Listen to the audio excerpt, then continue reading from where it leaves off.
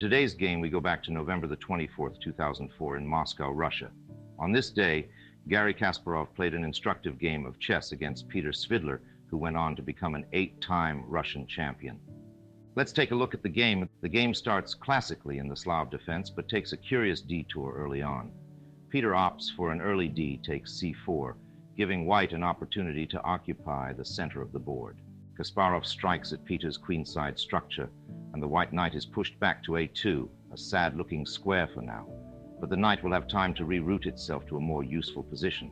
Peter develops his kingside knight, attacking the loose e4 pawn. The pawn advances, leaving a seemingly gaping hole on d5, which the black knight needs no further invitations to leap into. Both sides develop naturally for the next few moves, preparing to castle their kings. White takes aim at that advanced black pawn on b5, and black reinforces it with a5. Whilst the advanced black pawns on the queen side do indeed look menacing, the b3 square appears to offer the white knight glorious prospects. Garry immediately brings his knight back, with sights on b3. Black posts his queen on b6, a typical location for Her Majesty in the Slav defense, where she supports a possible c5 break. Black looks to exchange pieces, and we quickly find ourselves in a queenless middle game. Don't lose focus now. There is still plenty of life in this position, even with the queens off the board. The clear positional motif is that backward pawn on c6.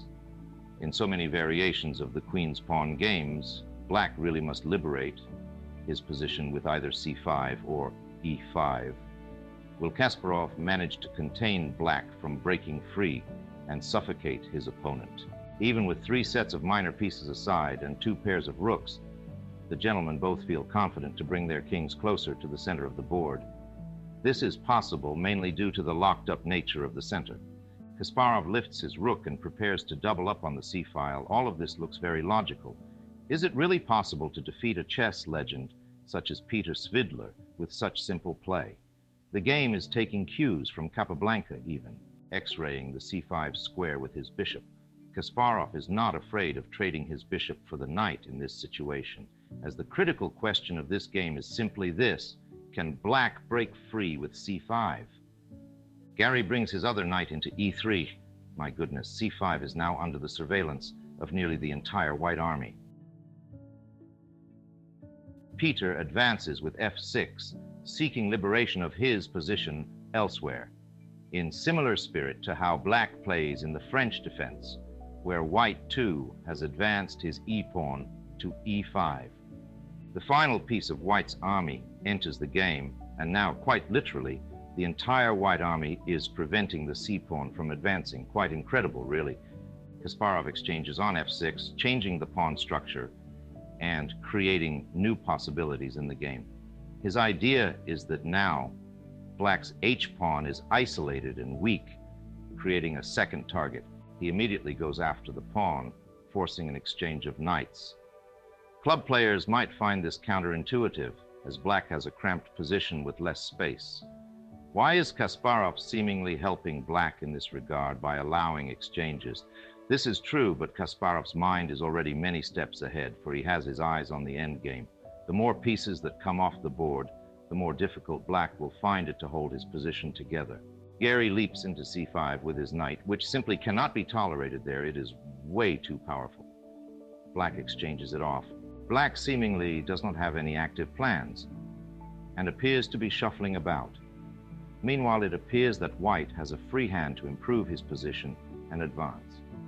Peter decides that he has had enough, and simply waiting around passively will be like slowly being suffocated by an anaconda. He lashes out with c5 with some ideas on how he can seek activity. Kasparov takes the pawn, and black immediately piles up against it with 3 attackers against 2 defenders.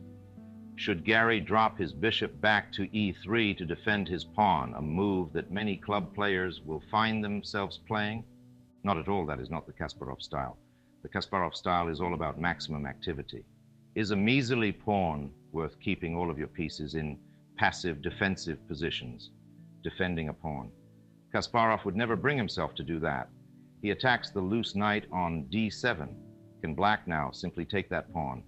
Peter plays his knight to b6, a very cute move, exploiting the pin along the c-file and attacking the undefended pawn on a4. Let's go back, though, and see what could have happened if black took on c5. What did Gary have in mind? Kasparov's idea was that he would simply slide his rook back to c1 where it came from, with a devastating threat of bishop to e3. Gary isn't worried about the a4 pawn, as he is able to win the a5 pawn in exchange. It turns out that both of black's pawns on the queen side have become incredibly weak, and after first winning the pawn on a5, Gary slides across to b5, where he has his eyes on b3. Peter hopes to exchange off that active rook, but Gary finds a cute little sequence which allows him to keep a rook on the b-file.